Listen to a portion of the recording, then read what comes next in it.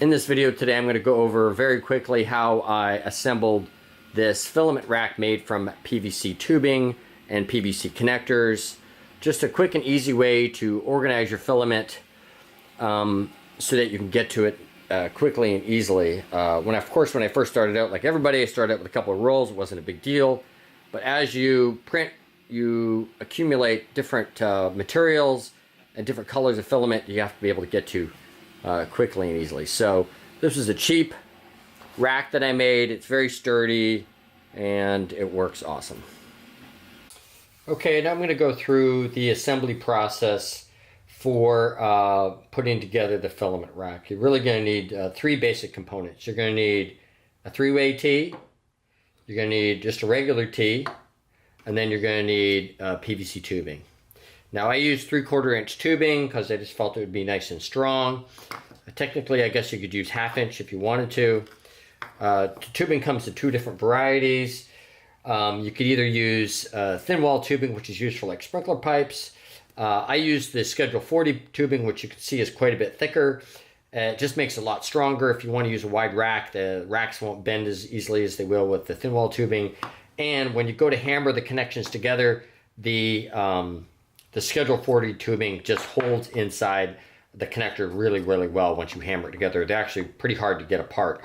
I didn't glue anything together. You don't really need to. This way you can disassemble it at some point in the future, or you can add other levels. I actually started off with a 4-level rack, and I added one more level, which was nice. I could just tap it apart, make the extra pieces, and add another level. So those are the three components you need. And I'll go through here in a second how you put it all together. But basically you're going to need, once you got your tubing and your connectors, you're going to need 4 of these connectors for the bottom, these 3-way, and you're going to need 4 for the top. So you're going to need at least 8 of those connectors, and then you'll need 4 of these connectors for each level of the racks in the middle. So racks, for me, I had 5 racks.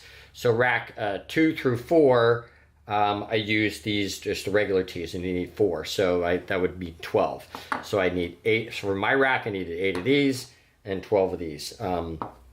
These are about $2 a piece at Lowe's, and I got these. I got 2 bags of 10 for, I think they were $5 for a bag of 10.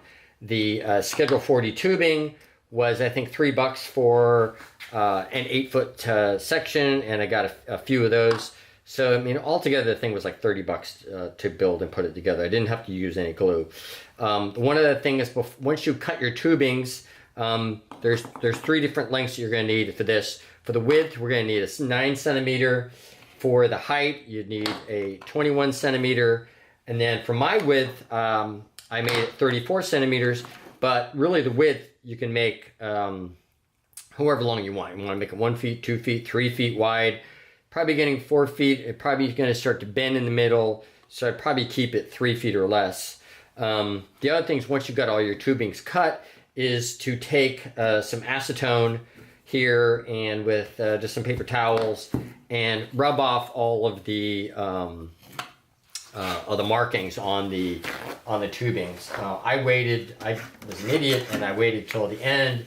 And did it after it was assembled. It was a pain in the ass, and I just really learned that if you do this now, first of all, it's a lot easier to take it off, and it comes out a lot cleaner. Just make sure you use enough, and you'll see it comes off on the rag right there. So we want to use it. Go back with a clean one, and make sure you don't have any of that purpley residue. But you can see it really makes it nice and clean. I recommend doing this before you assemble, but make sure it dries well enough, because if you put that while it's still wet and you put the connectors together, it'll actually stick.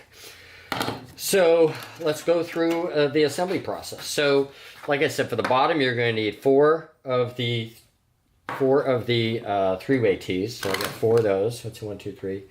Got 4 of the 3-way T's, and then you're going to need 9 millimeters to go for the width. And then you're going to need, in my case, I use 34, so I go 34 millimeters. I'm going to widen this up a little bit so we get the whole thing in here. Okay, so you need 34 for the length, 9 millimeters for the width here, and we'll use another 34 here, which will go right here. Another 9mm across there. So that's basically the bottom level. And we'll tap all this together in a second. So the bottom and the top are exactly the same. So you'd need whatever, you need 4 at least on the bottom and 4 of the 3-way tees on the top. So let's go ahead together and hammer these together. So I recommend building them one level at a time and then stacking the levels. So let's build the sides first. So you need your 9cm. We're gonna hammer that in there like that. Put that in there like that to make sure that they're square to each other. I lay them on the table like that, kind of push them together. Lay them on the table to make sure, on a flat surface, to make sure they're pretty square. And then I'm going to take my dead blow hammer. You could really use a rubber mallet if you want. I don't recommend using a regular hammer because you could damage the plastic. And then basically just hammer those together. Okay, so then we've got one of the sides. And then I take the other one. Again, make sure it's nice and square. And then you've got your 2 sides. Okay, you've got your 2 sides. Now, like I said, I'm using 34 centimeters, but you could really use any length that you wanted here. Put that in there. We stick our other tubing in here at the end. And see if I'm going to be able to get this in the camera here. Kind of push it down, and then before I hammer it, stick it on a flat surface and make sure all 4 tops are square to each other. And now I can hammer it in. Let me see if I can make this any wider here. I guess that's as wide as it's going to go. Okay, so now make sure those are all tapped together, they're square and they're flat. So now we've made our bottom level. Now we go to make our next level. Okay, so now we're going to start the second level. So let's move this aside. So we need 4 connectors, and then we need 4 21mm tubings, which are going to go here, here, here, and here. Okay, so first of all, we're going to tap those into place. And you can see as I'm building this, I'm using the thin wall tubing because this is just for example, and it's the Schedule 40 is too hard to pull apart.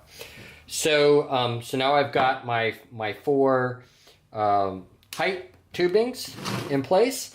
So now I'm going to go together and put together my side pieces. So all I need here is a T, my 34mm tubing, and my other T right here.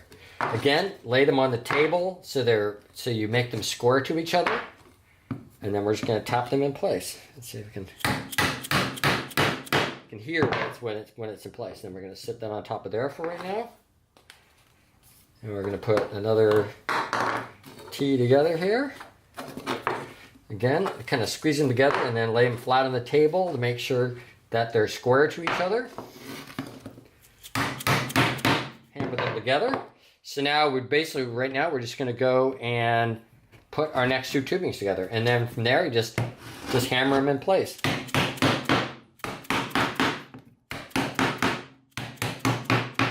Okay, then you're ready to go up and just go from level to level to level.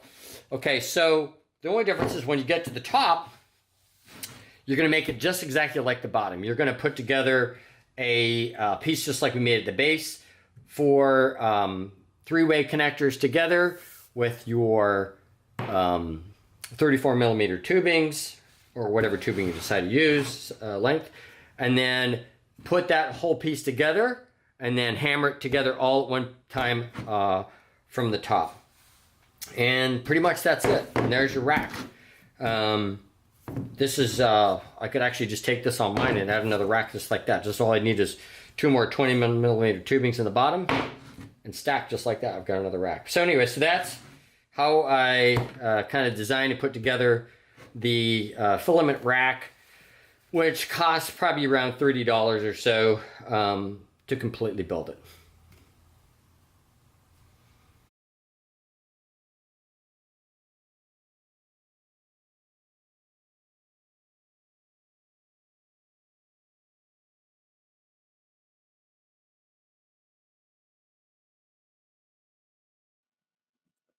Okay, here's the rack in Fusion 360 that I kind of tested out the sizes and lengths in Fusion 360, and I did this by designing the three-way T in Fusion 360 and the regular PVC in Fusion 360, and then just created an assembly with everything together so that I could test out different lengths and different widths to see how the filaments would fit in there. But anyways, just kind of thought I'd throw that in there at the end.